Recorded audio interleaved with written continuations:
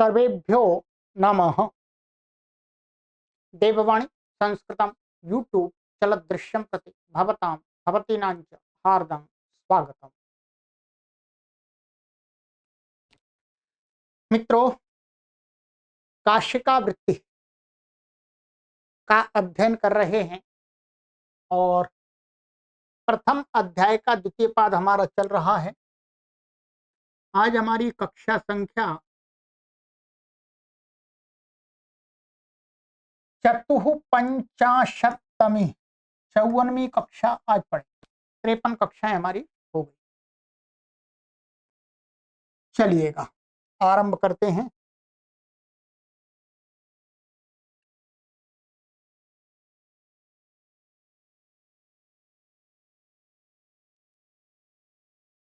आज हमें यहां से पढ़ना है, ठीक है। इससे पहले हमारे 36 सूत्र हो चुके हैं।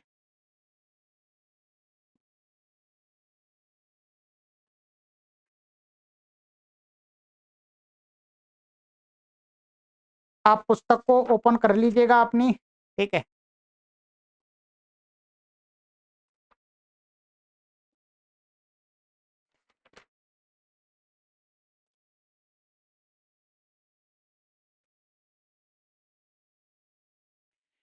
विभाषा छंदसी हो गया था हमारा, ठीक है। वो सूत्र की इसमें पीडीएफ नहीं बनी है, ठीक है, तो उसकी आवश्यकता नहीं है, ठीक। आइएगा, कहते हैं न सुब्रह्मण्यायाम स्वरितस्य तूदात्तः। 37वां सूत्र। सुब्रह्मण्य नाम निगदस्तत्र यज्ञ कर्मण्य जपन्युख सामसु इति विभाषा छंदसी इति चैक श्रुति प्राप्ता प्रतिषिध्यते।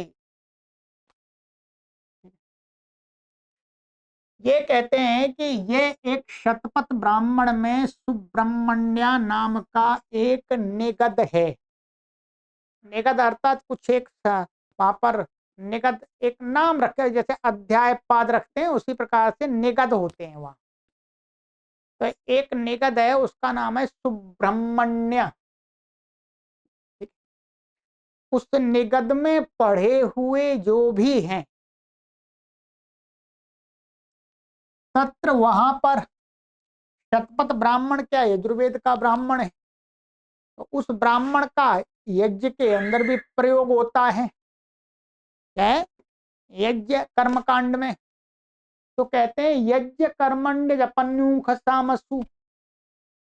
जब यज्ञ के कर्म में जब करेंगे उसको तो एक श्रुति प्राप्त है उसको, ये पढ़ा था हमने। और विभाषा छंदसी, जब स्वाध्याय करेंगे उसका यज्ञ से भिन्न काल में तो उसको विकल्प से एक श्रुति प्राप्त है, एक पक्ष में स्वर प्राप्त है। तो दोनों पक्षों में जो एक श्रुति प्राप्त है उसका निषेध कर रहे हैं कि न सुब्रह्मण्यायाम, सुब्रह्मण्य नाम का जो निगद है वहां पर पढ़े हुए जो मंत्र आदि हैं उनमें एक श्रुति नहीं होती है। चाहे उनका हम यज्ञ में प्रयोग करेंगे तो एक श्रुति नहीं होगी, एक श्रुति नहीं होगी। और उनका स्वाध्याय करेंगे तो भी एक श्रुति नहीं होगी, ठीक है। तो वही कहते हैं क्या एक श्रुति प्राप्त, इन सूत्रों से एक श्रुति प्राप्त थी, इससे नित्य प्राप्त थी, उससे विकल्प से प्राप्त थी, तो उसका प्रतिषेध कर रहे। सुब्रह्मण्यायाम एक श्रुतिर न भवति, सुब्रह्मण्य नाम के निगद में एक श्रुति नहीं होती, अर्थात स्वर रहता है। परंतु स्वर रहता है और कुछ में विशेष कर रहे हैं। क्या कह रहे हैं? यस्तु लक्षण प्राप्त स्वरितस्तस्योदात्त आदेशो भवति। परंतु वहां जो मंत्र आदि हैं उनमें जो शब्द हैं उनमें जो स्वर इस सूत्रों से प्राप्त होता है। तो यस्तु लक्षण प्राप्त अष्टाध्यायी के सूत्रों से प्राप्त जो स्वरित, कौन सा प्राप्त होता है? उदात्तानुदात्त से स्वरित, उदात्त उदात्त से उत्तर अनुदात्त को स्वरित होता है, ठीक है। तो उदात्तानुदात्त से स्वरित से जो स्वरित होता है तो कहते हैं वो स्वरित, उसको वहां स्वरित नहीं रखना, उस स्वरित को इसी सूत्र से क्या उदात्तम उदात्त आदेश होती उदात्त हो जाता है। अर्थात सुब्रह्मण्य निगत में स्वरित होता ही नहीं है। जो अष्टाध्यायी के सूत्र से स्वरित प्राप्त होता है उस स्वरित को उदात्त सूत्र से हो जाता है। यह अष्टाध्यायी भाष्य में हमने विस्तार से पढ़ाया है, ठीक है। जैसे अब यहां पर बताते हैं, आज इसी सूत्र को आप पढ़ेंगे विस्तार से। प्रथमावृत्ति को अपनी ओपन कर लीजिएगा, ठीक है। सुब्रह्मण्योम इंद्रागच्छ हरिव आगच्छ मेधातिथेर्मेषा वृषणश्वस्यामेने गौरवास्कन्दिन्नहल्यायैजार कौशिक ब्राह्मण गौतम ब्रुवाण श्वासुत्यामागच्छ मगवन। ये शतपथ ब्राह्मण का है, इसमें ये सुब्रह्मण्य निगद के अंदर है।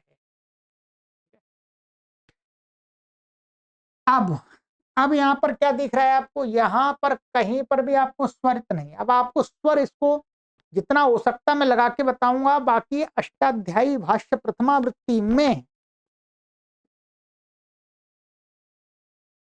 इसमें प्रत्येक शब्द का स्वर लगा के विस्तार से समझाया। जो सिद्धियां यहीं पर आपको कराई है मैंने विस्तार से। इस सूत्र को 2 से 3 दिन में पढ़ाया था मैंने।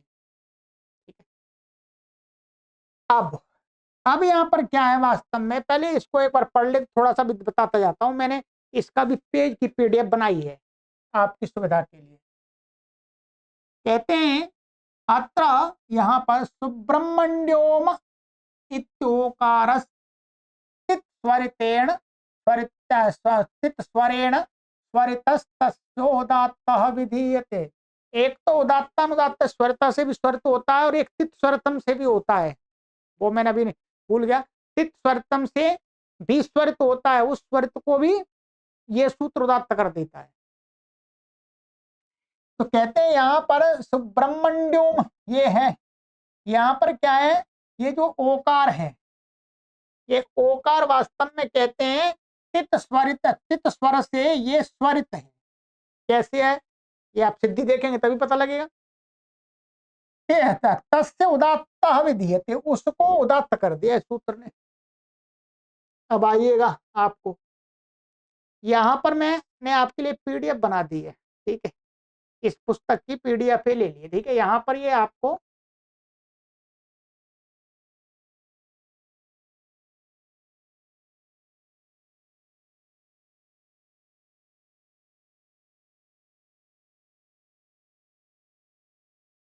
यहाँ पर ये सिद्धि दी है सुब्रह्मण्योम में।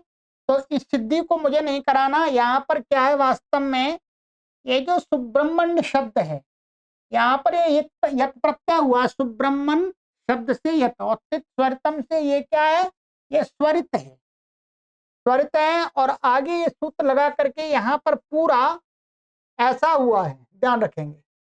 ये सुब्रह्मण्य और ओम, अब यहाँ पर ओम क्या है, ये निपात है, ठीक है, निपात है। अब ओम आंगोष्ठ से क्या हो जाता है, इसको पर रूप हो गया आ और ओ को, ये क्या है, स्वरित है और ये है निपात, ठीक है। अब यहां पर क्या है, पर रूप होने से ऐसा बना, ध्यान रखेंगे। निपात होने से निपाता आदुदात्ता भवंती, जो ओम था वो उदात्त था, ओम का जो ओ है वो उदात्त है। और जो सुब्रह्मण्य ये था उसका या था वो स्वरित था। तो आंतर्य से स्वरित और उदात्त का एक आदेश स्वरित ही होता है, ध्यान रखेंगे। क्या उदात्त का और स्वरित का यदि एक आदेश करेंगे, जो यहाँ पर ये ओ और आ था, तो वो पहले तो क्या है, उदात्त और स्वरित का जो कौन सा हो, तो स्वरित होगा, क्योंकि स्वरित में तो उदात्त भी है और उदात्त में स्वरित नहीं है, अर्थात उदात्त के स्वरित कैसे बनता है, अनुदात्त और उदात्त के मेल से। तो उदात्त में अनुदात्त उदात्त तो नहीं है, स्वरित में क्या होता है, स्वरित तो उसके अंदर उदात्त भी है, उसके अंदर अनुदात्त भी है। तो उदात्त और स्वरित का जो एक आदेश होता है, तो हम उसको एक आदेश क्या हो जाता है, स्वरित ही होता है आंतर्य से। आंतर्य का अर्थ हो गया यहाँ पर सदृशता से, ठीक है, सदृशता से माने स्वरित और उदात्त में हम जो आदेश कर रहे हैं दोनों का, तो उसमें उदात्त और स्वरित के स्थान में हुआ जो नया है उसके अंदर वो उसको स्वरित कहें या उदात्त कहें, तो सदृशता से क्या है, स्वरित की प्राप्ति होती है। तो यहां पर क्या कर देते हैं, ये स्वरित हो गया है, ध्यान रखेंगे, ये हो गया स्वरित। अब यहां पर ये स्वरित हो गया, तो न सुब्रह्मण्याम से कहा कि यदि इसका हम यज्ञ में अथवा स्वाध्याय काल में प्रयोग करेंगे, तो पाठ करेंगे, तो इसमें एक श्रुति नहीं होगी, तो इसलिए ये अनुदात्तम पदम एक पर्यंत अनुदात्त और ये स्वरित, परंतु स्वरित को स्वरित नहीं रहते, उदात्त कर देते हैं। तो क्या है, स्वरित के स्थान में इसको उदात्त हो गया, ये उदात्त हो, तो सुब्रह्मण्योम ऐसा हो गया, ये तीन अनुदात्त हो गए, ठीक है। यहाँ काशिका में इतनी संक्षिप्त से बताऊंगा, सिद्धि आपको अष्टाध्यायी भाष्य में ही देखनी होगी, वहीं आपको इसकी पूरी विस्तार से सिद्धि करनी पड़ेगी। यदि जानते हैं आप तो समझ में आएगा, अन्यथा तो केवल सूत्र का भाव ही भाव समझ में आएगा, आपको ध्यान रखेंगे। कई पाठक विचार कर रहे हैं कि हम यहाँ पर सिद्धि सहित पढ़ाएं, नहीं, सिद्धि सहित पढ़ाएंगे तो 5 साल लग जाएंगे, और सिद्धि सहित पढ़ाएंगे तो फिर अष्टाध्यायी भाष्य प्रथमा वृत्ति पढ़ाने का तात्पर्य क्या हुआ, उसका प्रयोजन क्या हुआ, कुछ नहीं। तो आपने यदि नहीं पढ़ा है तो पहले वो पढ़ेंगे तभी समझ में आएगा, ये भी ध्यान रखें। चलिएगा, ये हो गया। अब इसी प्रकार से आगे आगे ये सिद्धियां सारी दी हैं इसमें, ठीक है। अब मैं पहले यहाँ पर देखिएगा, यहाँ पर चलते हैं, ये अब आता है, ये सुब्रह्मण्य हो गया। बस इस सूत्र ने क्या किया है, इस सूत्र ने केवल और केवल इसको सुब्रह्मण्योम, इसको क्या कर दिया, ये स्वर्त कर दिया, वो उदात्त कर दिया।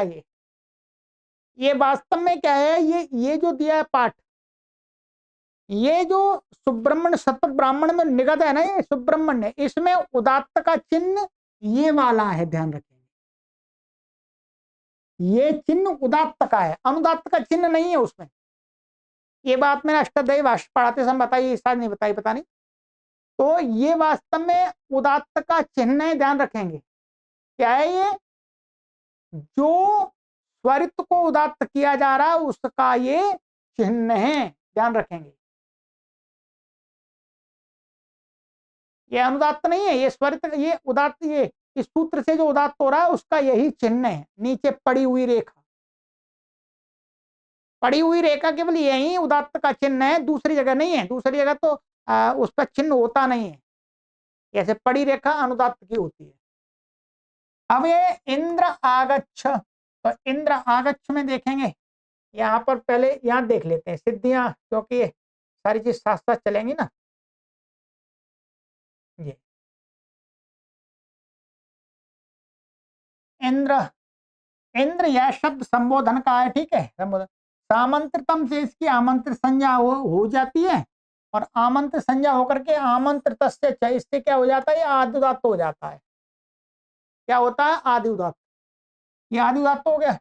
पीछे अनुदात्तम पद में एक बार जम से अनुदात्तम द्रह द्रह अनुदात्त हो गया, उदात्त अनुदात्त स्वरित से इसको स्वरित हो गया ये। अब इस स्वरित को न सुब्रह्मण्याम से क्या हो गया, उदात्त हो, क्या हो गया, उदात्त। तो इंद्र में दोनों अच उदात्त हो गए, ध्यान रखेंगे। अब वहां पर जो चिन्ह दिखाया है यहां पर, ये ध्यान रखेंगे, ये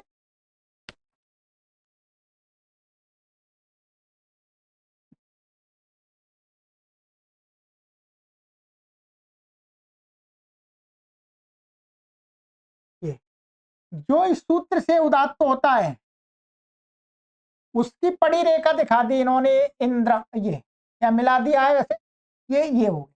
और ये भी उदात्त ध्यान रखेंगे, परंतु ये उदात्त कैसा है, इस सूत्र वाला उदात्त नहीं है, इसलिए इस पर कोई चिन्ह नहीं है। ठीक है, इस सूत्र से जो उदात्त होता है उस पर पड़ी रेखा, नीचे पड़ी रेखा लगाते हैं।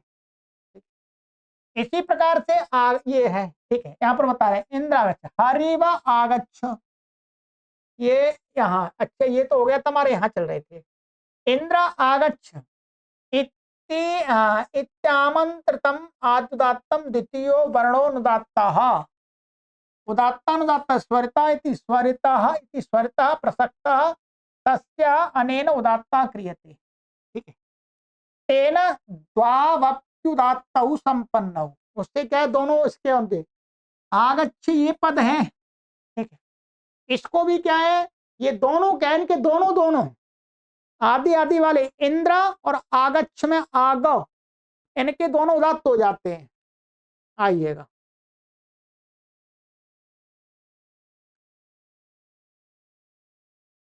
ठीक है, इससे होगा। अब आगच्छ, आगच्छ में क्या है, आंग पूर्वक गंभीर धातु है, धातु का लोट लकार का मध्यम पुरुष का एक वचन का रूप है।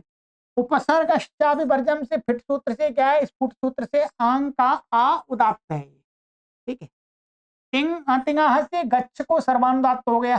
ठीक है, ये और उदात्तानुदात्त से ग को स्वरित हो गया, ग का आ, उस स्वरित को न सुब्रमण्यम सूत्र से क्या हो गया, उदात्त हो गया। ध्यान रखेंगे, इसको क्या हो गया, उदात्त।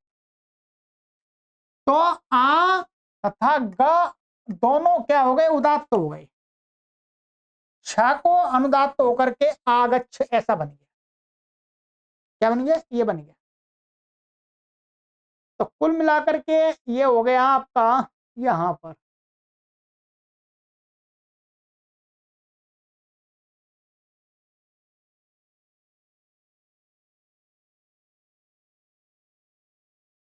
इसमें भी ये उदात्त हो गया, ये भी उदात्त है, या तो आकाश सवर्ण दीर्घ लग गया। ठीक है, तो ये उदात्त हो गया, और ये भी उदात्त है इसका। ठीक है,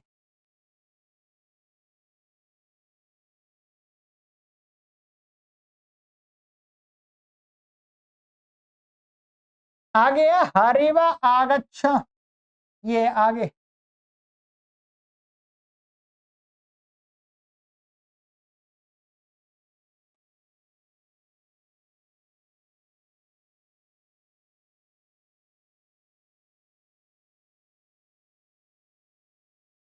ये इसी को और पढ़ लेते हैं। ठीक है, प्रसक्ता तस्य अनेन उदात्ता क्रियते तेन द्वावप्युदात्तौ संपन्न, हुई तो हो गया।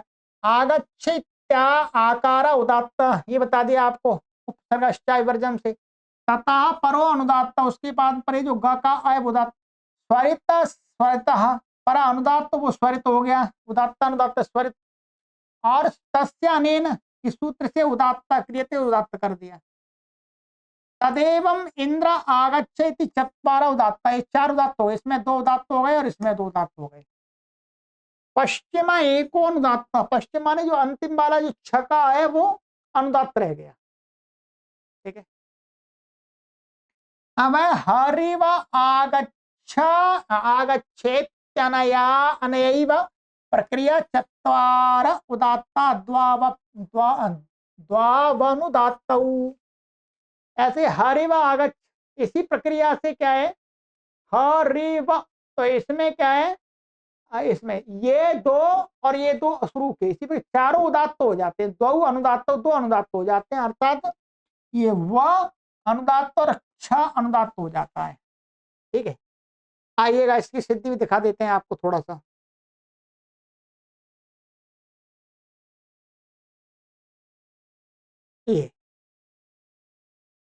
ये हरिबा कैसे बनाया है, यहाँ पर हरिबा, यहाँ हरि शब्द से तदस्या तस्मिन् मतुप से मतुप प्रत्यय हुआ है। उगदचाम सर्वनाम स्थाने सन्नुम आगम समुद्धि का सु आकर के हरि मा न नुम का न सु हरि मा न सरह, हल्ग्यादि लोप हो गया, संयोगांत लोप होकर के हरिमन रहा ये। अब मत बसोरु समुद्ध छंदसी से न को रू होकर के, अतः छंद सीरा से म को भाव हो गया। क्या बन गया ये, हरिवर। हरिवर और रुत्व विसर्ग होकर के हरिवह। अब हरिवह यह आमंत्रित पद है, सामंत्रितम से आमंत्रित संज्ञा, तो सो आमंत्रित से कहे, इसको आदि उदात्त हो गया, उदात्त हो गया। आगे उदात्त से उत्तर अनुदात्त को स्वरित हो गया, री री है, ये इसको स्वरित हो गया। और स्वरित, इस स्वरित को इस सूत्र ने क्या कर दिया, प्रकृत सूत्र ने उदात्त कर दिया, तो ये भी उदात्त ये भी उदात्त, दोनों उदात्त कर दिए, ये हरिवा बन गया।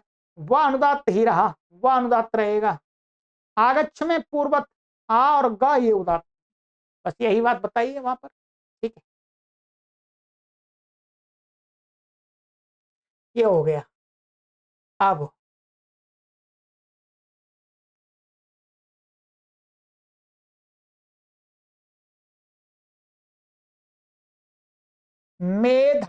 मेधातिथेरिति षष्ठ्यंतम परमामंत्रितम अनुप्रविशति शुभामंत्रते परांगवत्वरे इति।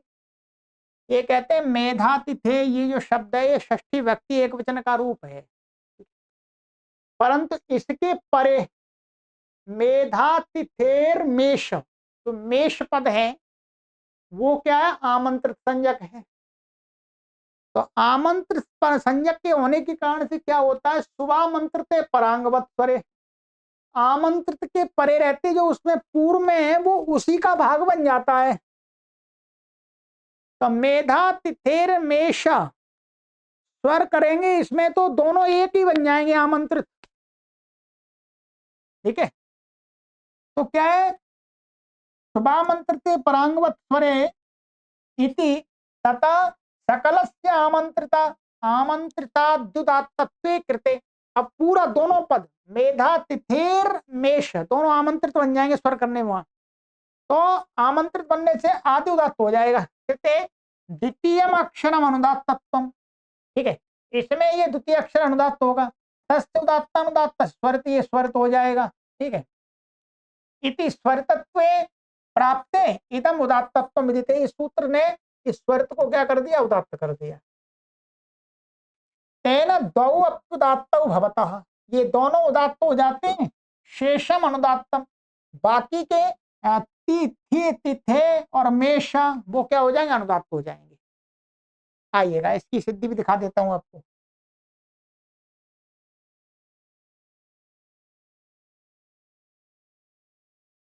ये देखिए, मेधा तिथेर मेष, ठीक है।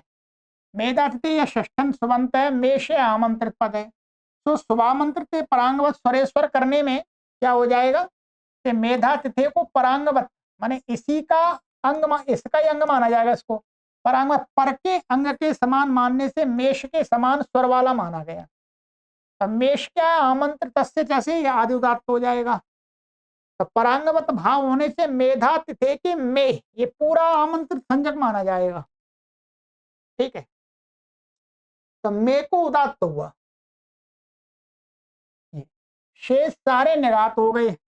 उस उदात्त से उत्तर जो धा अनुदात्त, उसको उदात्त अनुदात्त स्वरित हुआ, उस स्वरित को इस प्रकार सूत्र से क्या हो गया, उदात्त हो गया। तो क्या हो गया, ये वास्तव में दोनों उदात्त हो गए, ये उदात्त हो गए, बाकी अनुदात्त हो गए, ये सारा आदि के दो उदात्त रहे, यही बताया गया वहां पर, ठीक है। चलिए ये हो गया।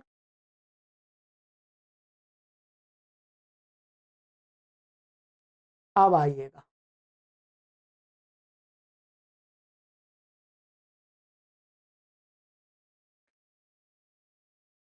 वृषणश्वस्य मेने इति समानम पूर्वेण, यहां पर भी वही स्थिति है। मेने ये क्या है, आमंत्रित संज्ञा का, तो वृषणस्व से षष्ठी व्यक्त्यंत है, तो बिल्कुल वही हो जाएगा। आइएगा यहाँ पर भी देख लेते हैं।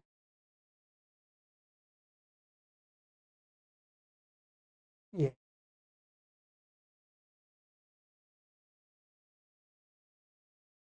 विषाणो अश्व यस्य स वृषणस्व, ठीक, तस्य वृषणस्वस्य मेने, ये हो गया बहुरी समस्त पद हो गया ये षष्ठी का।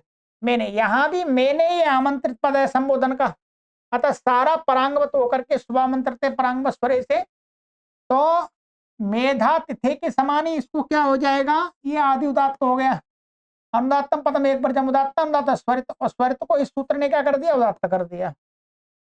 ठीक है, तो इस प्रकार से हो गया। इसी प्रकार से यहाँ पर, यहाँ देख लेता हूं, फिर वहां पर चलते हैं। गौरावस्कंदिन, तो गौरावस्कंदिन यह भी क्या है, आमंत्रित पद है। ये आवस्कंदिन और गौ ऐसा है। तो पूर्वती क्या, गौ के औकार को उदात्त होकर के उस उदात्त से उत्तर स्वरित को प्रकृत सूत्र से उदात्त विधान हुआ। आवस्कंदिन ये क्या है, आमंत्रित संज्ञक है। जब इसमें स्वर लगाने लगे तो ये क्या है, दोनों पद एक ही हो जाएंगे। तो ये आदि उदात्त हो गया, फिर इसको अनुदात्तम पदम एक वर्जम, ये भी उदात्त स्वरित हो गया, और स्वरित को इस सूत्र ने क्या कर दिया, अनुदात्त। तो ये दोनों क्या है, ये उदात्त हो गए इसके पूर्वत, ये सारा प्रक्रिया। ठीक है, ये हो गया।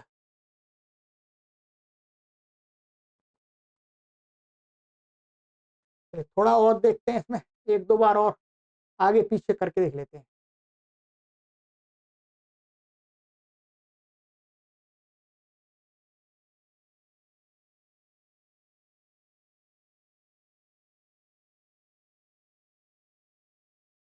ये था गौरावस्कंदिनीति तथैव द्वे आद्य अक्षरे उदात्ते, इसमें भी आदि अक्षर दोनों उदात्त हो जाएंगे। ठीक है, शेषम अनुदात्तम, शेष अनुदात्त हो गया। अहिल्यायै जारेति सुबन्तस्यामन्त्रितानु प्रवेशात् तदवदेव स्वरः, इसमें भी क्या है, अहिल्यायै जार, इसमें भी क्या है, सुबंत को आमंत्रित के स्वामंत्रित परांग स्वर से मान करके क्या ऐसा ही स्वर रहेगा। कैसा रहेगा, चलिएगा, आ जाइएगा।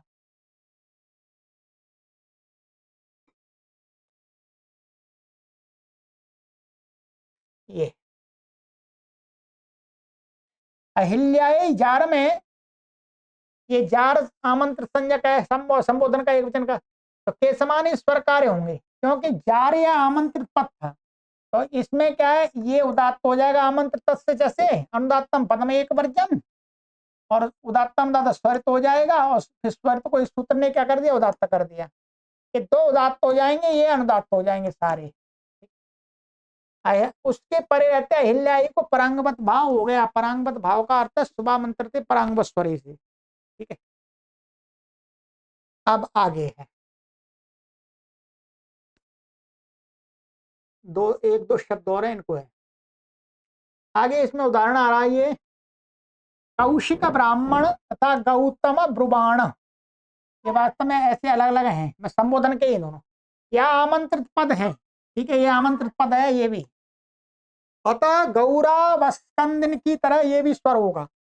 इसमें क्या स्वर होगा, ये स्वामंत्रित प्रांग स्वरे से पूरा आमंत्रित बन जाएगा, तो आमंत्रित उदात्त हो जाएगा, फिर अनुदात्त हो जाएगा, फिर तो स्वरित हो जाएगा, फिर इसको उदात्त हो जाएगा, और ये सारे अनुदात्त हो जाएंगे।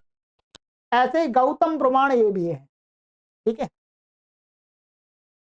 और श्वः एक शब्द है, इसमें आगे आ रहा है, श्व शब्द क्या है, स्वरादि गण में पठित होने से निपाता अद्वात्ता से उदात्त है। ठीक है, आइएगा अब वहां चलते हैं इसको।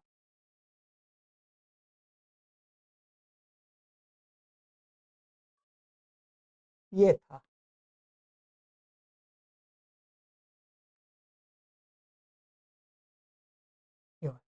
ये कौशिक ब्राह्मणेति समस्तम आमंत्रितम आदात्तम तत्र पूर्वत द्वावुदात्तौ शेषम अनुदात्तम, वो मैंने बता दिया। ठीक है, हम देख लिया। एवं गौतम ब्रुवाणेति द्वावुदात्तौ शेषम अनुदात्तम। ठीक है, ये भी हो गया हमारा।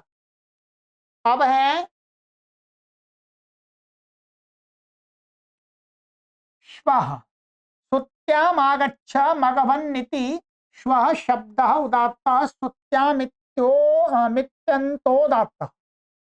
श्व, ये स्वश्रुत्याम, तो ये क्या है, पूरा श्व शब्द क्या है, उदात्त है, जो अभी बताया था आपको। ठीक है, उदात्त होने से, और सुत्याम इति अंतुदात्त, सुत्याम शब्द क्या है, ये अंतुदात्त है। कैसे अंतुदात्त है, संज्ञायाम समझ निषद निपत्त से क्या है, क्या प्रत्यय विधान है। सुत्याम में एक कैप प्रत्यय है, कैप प्रत्यय, और वहीं पर उसी सूत्र में उदात्त है, तो उदात्त भी है। ठीक है, तो अब इसका स्वर क्या हुआ हमारा आइएगा, श्वा तो उदात्त कर दिया इन्होंने,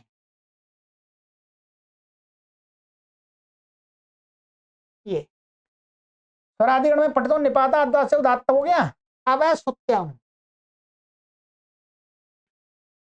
सुत्याम यहाँ शुई धातु से संज्ञा समझ निषद निपत इत्यादि से क्या प्रत्यय हुआ है, वहां उदात्त की अनुवृत्ति होने से मंत्र विशेष से उपस्थित अनुवृत्ति आती है, उदात्त की आती है, तो यहाँ उदात्त क्या हुआ, धात्वादेश शाह शाह से शाह को सा हो जाता है। ठीक है, शुई धातु है, ह्रस्व से पिति के तुक से तुक हो जाता है, अजात टप से टाप हो जाता है, सुत्या बना है, ये क्या है सुत्या।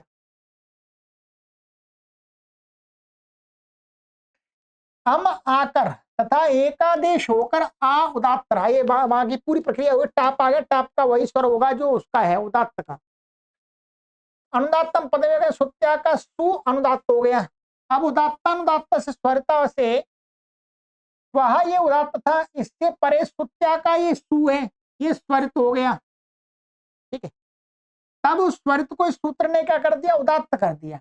तो सुत्या में क्या है, ये भी उदात्त हो गया और ये उदात्त था ही पहले, और श्वा का अउदात्त है ही, तो दोनों अचुत्या में क्या हो गए, उदात्त हो गए, ये बताया वहां पर। ठीक है, आगच्छ का स्वर पूर्वत ही जाने। ठीक है, अच्छा, और मघवन का भी देख लेते, एक मघवन पद है, मघवन या आमंत्रित पद है, तो आगच्छ पद से उत्तर है ये, तो आगच्छ पद से उत्तर होने से क्या आमंत्रित से सर्वनिघात हो गया, इसको यहां पर शाष्टिक नहीं लगेगा। ठीक है, क्योंकि ये आगच्छ है ना, ये मघवन या आमंत्रित पद हो गया। ठीक है, अब आगच्छ पद से उत्तर है, तो पद से उत्तर होने से क्या है, आमंत्रित से सर्वनिघात हो गया इसको।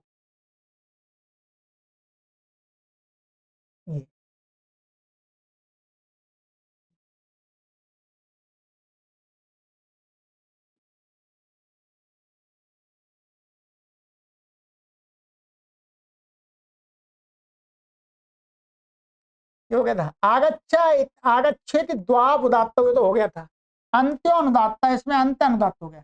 मगवन नीति पदात् परम आमंत्रितम निहन्यते, मगवन ये पद है, ये पद से उत्तर होने के कारण से क्या हो गया, इसको उसी से आष्ट जो आष्टमिक है आमंत्रित से क्या हो गया, सर्वनिघात हो गया। ठीक है, तो ये हो गया। ये सूत्र थोड़ा सा आपको अटपटा तो लगेगा, बाकी आपको यदि व्याकरण में किसी को पढ़ाना है तो समझना पड़ेगा। तो काशिका में इसमें कोई विशेष बात नहीं है, ये सारी सिद्धियां आपको अष्टाध्यायी भाष्य की है, और इसमें कोई भी ऐसी नई बात नहीं बताई है। ठीक है, यहाँ पर तो नहीं बताया, पर मैंने अष्टाध्यायी भाष्य पढ़ाते समय भी एक बात बताई थी, वो बात फिर बता देता हूँ।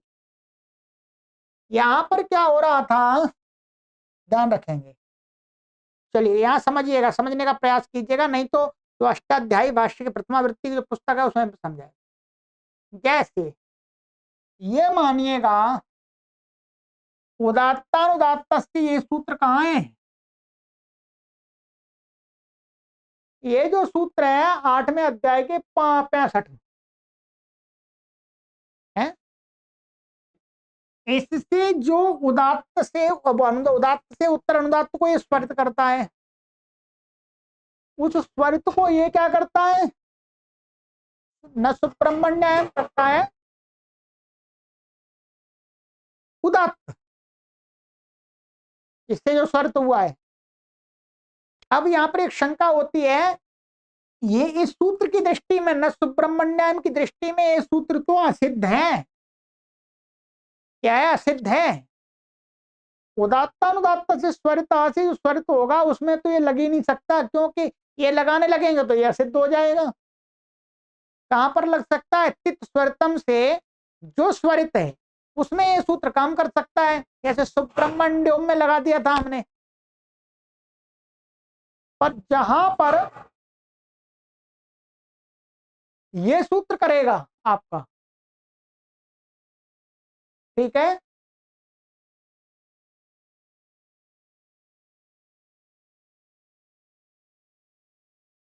तो क्या है, फिर इसको ये कैसे उदात्त को, अब वो स्वरित को उदात्त कर सकता है। तो इसका मैंने प्रथमावृत्ति पढ़ाते समय भी बताया था कि यहाँ के ये कुछ सूत्र हैं, इन सूत्रों को उठा करके जब हम कार्य करते हैं तो इस सूत्र के आगे रखते हैं, इस सूत्र के आगे इन सूत्रों को रखते हैं। न सुब्रह्मण्य स्वर्त सतुदात्ता, आगे देव ब्रह्मणो आदि सूत्र हैं, इनको आगे रखते हैं इस सूत्र के, तो ये सिद्ध रहता है। फिर ये वाला सूत्र, जो सूत्र, ये ध्यान रखेंगे। तो ये बात आपको समझ में आ गई तो ठीक है, बाकी ये काशिका में उठाई नहीं है ये बात, ठीक। दूसरा पक्ष इसका ये भी है कि हम यहां पर ना रखें तो भी यदि हम विधान सामर्थ्य से ये मानते हैं कि इस सूत्र को लगाने के समय ये सूत्र असिद्ध नहीं रहता, सिद्ध ही रहता है। यदि सिद्ध रहे, ये असिद्ध हो जावे, तो ये सूत्र न सुब्रह्मण्यम व्यर्थ हो जाएगा, पर व्यर्थ होता नहीं है, थोड़ी सी भाग में काम आता है, परंतु इसका अधिक उपयोग होना चाहिए, क्योंकि फिर ये यदि इसमें असिद्ध माना जाएगा, माने इसकी दृष्टि में ये असिद्ध माना जाएगा, तो कहाँ लगेगा ये, चित्त स्वरितम से जो स्वरित होता है उसी में। और ये जो निगद पढ़ा था हमने, इसमें चित्त स्वरितम वाला तो एक ही उदाहरण था केवल, सुब्रह्मण्यो, आगे के जो उदाहरण है उनमें तो लग ही नहीं पाता है, जबकि सुब्रह्मण्य निगद के लिए पड़ा हुआ है। तो इस कारण से विधान सामर्थ्य से भी मानते हैं कि इस सूत्र को लगाते हैं तब ये सिद्ध ही रहता है। अथवा एक दूसरा समाधान वो है कि इन सूत्रों को उठा करके हम इस सूत्र के आगे ले जाते हैं तो फिर ये सिद्ध रहता है, ठीक है। ये चलिएगा, ये एक्स्ट्रा बात बताइए आपको। चलिए, ये हो गया हमारा। अब ये थोड़ा सा आपका अष्टाध्यायी भाष्य होगा आपके पास में, तभी समझ में आएगा। अब आगे के दो सूत्र और हैं, दो नहीं, अभी थोड़े से सूत्र और हैं, इनको हम कोशिश करेंगे कि अगली कक्षा में ये हमारा स्वर का प्रकरण पूरा समाप्त हो जाए। 1, 2 और 3,